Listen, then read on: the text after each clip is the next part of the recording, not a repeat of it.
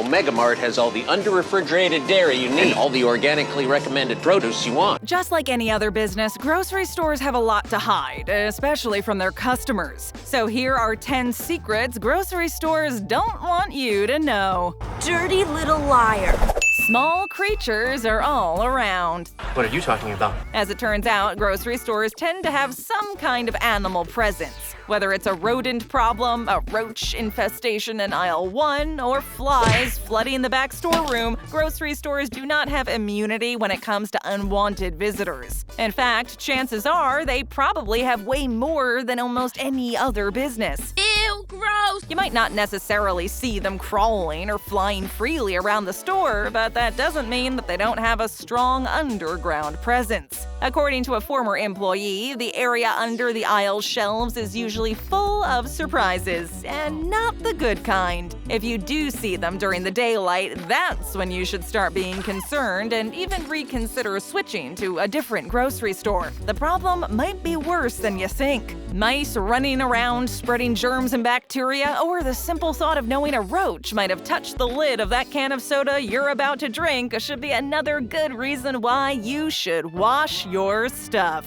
Yeah, you know what? I'm gonna do that. Always clean your stuff. 'Cause we love our vegetables. Former employees have warned and advised customers to always thoroughly wash anything they buy at the grocery store, like produce, for instance. It's not uncommon that bugs, little or big, can set up camp in your fruits or vegetables before they're cleaned. And even if and when they're cleaned, some are pretty resilient. Germs everywhere, fungus. Spiders, earwigs, and various little insects can sometimes be found in your bananas, lettuce, and even cauliflower. The best way to ensure they're all gone? Give them a big, long wash before you eat them. But bugs aren't the only reason you should wash your produce. It's also to avoid all the chemicals, potential foodborne illnesses, and bacteria lurking around. Oh, and that's not even considering all the other people who touched your apple before you bought it. Just think, everything on the shelves has had at least 5 employees touch it already, plus countless customers. So if you're feeling a little germophobic right about now, maybe make it a habit of rinsing everything. Let me rinse it off. As we continue on, take a sec and hit that like button. Thanks. Next up, be wary of the meat. What are you, a nut? I'm a vegetarian. As a way to reduce the inevitable waste of unsold meat, grocery stores have found a way to recycle said meat. Recycling and meat should probably never be in the same sentence, and yet it is a thing. Employees have advised people to choose their meats very carefully and not to wait too long before cooking it, as stores have a tendency to keep the old meat for longer than they're supposed to. For example, those tasty-looking marinated kebabs are usually some old meat that didn't sell and is being reused. I reuse my noodles. If people don't eat them all, I'm supposed to just waste them? Not saying that those meats are bad, just maybe not as fresh as they would like you to think. Another fun meaty fact, the same old meat that was about to go bad was probably mixed in with some ground beef and made into sausages. It might be their way of minimizing food waste, and while they have a point, it's still not too appetizing. And if that wasn't enough, ripped meat packages left on shelves usually get resold, just in new packaging. The moral of the story is, you never know what kind of meat you're going to get. Fresh meat. Not a lot is cleaned often. Dirty, clean. Dirty, clean.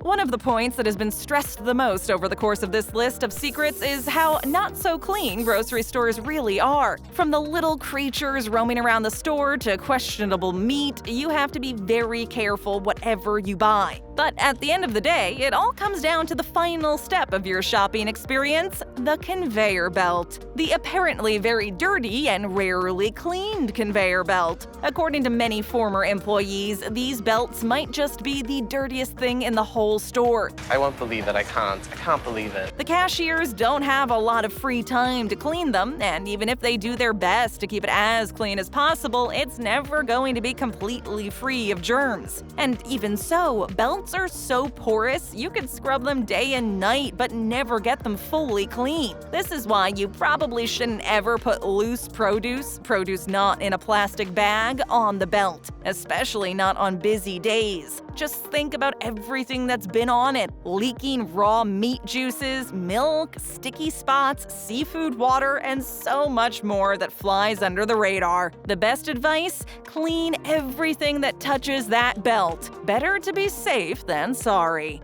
Until then, you shall continue to sanitize my conveyor belt. Pre-cut is not worth it. Retail consumer habits. Since we all live busy lives, it's nice to know that there are ways for us to make our days a little easier. However, sometimes cutting corners might not be to your advantage, at least not when it comes to cutting vegetables. A lot of people resort to buying pre-chopped fruits and veggies to save some preparation time. While in theory it sounds like the perfect solution, it turns out that the price of convenience isn't all that cheap. Sure, they are equally nutritious and contain all the same stuff as the regular uncut ones, but you might be paying way more than you realize. Well, that's a little more expensive. It only takes a couple of minutes to properly wash and cut your vegetables. But if you opt for the pre-cut version, not only are you getting a smaller portion for a much higher price, but you're also usually getting a less fresh product. Another downside to the pre-cut produce packages: a higher risk of contamination. About half of all foodborne illnesses in the U.S. stem from fresh produce contaminated with Salmonella, E. coli, or Listeria. The more the product is handled, the greater the chance of becoming contaminated. And to top everything off, the pre-cut produce has a shorter shelf life and comes with a lot of plastic packaging. In conclusion, if it only takes 5 minutes to prepare, save the convenience and save the money and buy the whole thing. Our melons are not expired. Organic fruit is supposed to give off a strong biological fragrance. Fresh or thawed bread. What? Our donuts aren't good enough for you? Not a donut, it's a ponchi. Speaking of products that are not as fresh as you thought, it's time to talk about those tempting baked goods from the bakery we mentioned before. Unfortunately. Now, this next fact might not be true for every grocery store, but it sure isn't a small minority. Your local grocery store might advertise its bread, pastries, and everything from its bakery as freshly made in-house. But there is a high chance that it's all just a bunch of lies. Most of the time, everything comes in frozen, and all they have to do is thaw it out and warm it up for you. Yeah, that enticing smell comes across a little differently now, right? I've been fooled by that one before. Nothing is made from scratch. Most of the bakery items made in store are just prepared using a bunch of frozen dough. This never fresh mentality also applies to those pretty cakes you see. They're all pre-made. All they do is put the icing and decorations on it. Feeling betrayed yet? A lot of people have stopped buying from the grocery store bakery for this very reason, feeling like they had been paying for more than they were getting. So next time you're out at the grocery store and you feel like buying a nice fresh loaf of bread, consider going to a real bakery instead. You'll probably get more than your money's worth there. Wow! 100! It's all about the sale. We need more information. Ever wonder why, whenever you step foot into a grocery store, you sometimes have the sudden urge to head straight to the bakery section and get everything on the shelf? Well, there's quite an easy explanation for this. Bakeries are usually situated right by the door, making it the first thing you see and smell. The smell part is very important in this case. According to grocery stores, the comforting smell of freshly baked bread activates salivary glands, puts people in a good mood, and pushes them to go straight to the goods. Kind of like the pie on the windowsill in every cartoon. I want you to resist the urge to levitate off the ground and float towards the pie. High-margin items like bread are meant to be seen first, and in almost every case, the bakery is the first destination. The same thing goes for flowers. They smell great and inspire happiness in most people, which is why they're always right at the entrance, arranged in a nice, inviting way. As hard as it may be to resist the temptation during your next grocery run, instead of caving to the delicious smell of bread,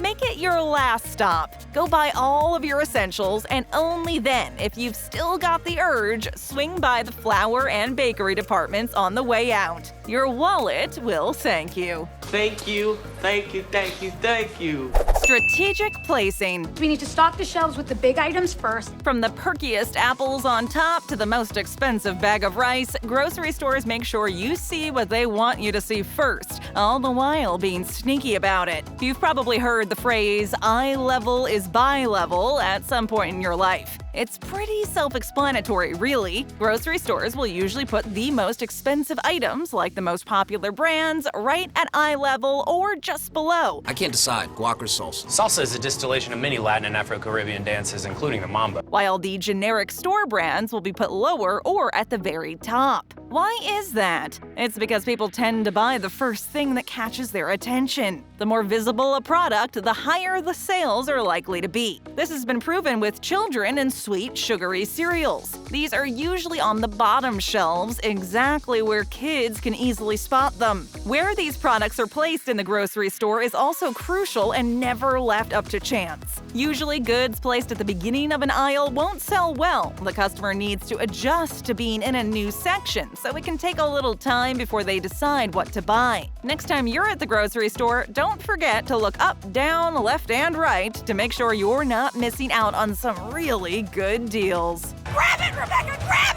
it! They produce a ton of waste. These ones are 15p. 15p? No, I can carry all this. See you later. It shouldn't come as a surprise that grocery stores don't exactly have the most upstanding ecological footprint. We have all become more and more conscious of this issue and have tried to do what we can to minimize waste while grocery shopping. For example, by bringing your own reusable bags and avoiding unnecessary packaging as much as possible. However, more often than not, the problem comes from the grocery store itself. Basically, no matter how much effort you put into trying to be less wasteful, it will pretty much be negated by the amount of waste the store produces. Obviously, it also depends on what store you go to. Much garbage. Some will recycle practically everything and do their best to keep their carbon footprint to a minimum, while others couldn't care less about any of it. Most of the waste has a lot to do with the sell-by and expiration date. Of course, grocery stores cannot sell anything that has exceeded the sell-by date, meaning that everything that isn't sold will end up in the trash since they are not allowed to donate it. The truth is, many products can be perfectly safe and good to eat up to 3 weeks past the sell-by date. There's gotta be a better way. Toss it away garbage in the garbage can. Don't look at me like that. The music is not random. Bow, bow, bow. That's porn music, it's not Seinfeld. We get it. Again, grocery stores never leave anything to chance. They always make sure that every tiny detail is considered to ensure that you spend the most money. Forget the product placement, this is a whole new level of subtle manipulation. Grocery stores will play specific music that will have a desirable effect on the customers. Have you ever paid attention to the music while you were shopping? Was it an upbeat dance playlist, rock music, or more like some kind of elevator music? Chances are it was probably the last of the choices. What about elevator music? I find it relaxing. It's not relaxing. It's not. You see, stores will play a mix of soft, classical, and nostalgic music, not because the guy with the aux cord has a soft spot for this kind of music, but for a very specific reason. It's all about getting the customers as relaxed as possible and ready to buy. The whole point of this carefully planned playlist is to calm customers and slow them down. Music with a slow rhythm tends to make you move slower, meaning you spend more time in the store, and the more time you spend in the store, the more likely you are to buy more than originally intended. This technique is also used in restaurants. Making people feel more at ease and relaxed means they will often order more than one dish and stay for dessert. It's all about good business, really. Hold up. I got it. Got a grocery store secret to pass along? Let us know. And tap or click for another great video, hit that subscribe button, and ring that notification bell.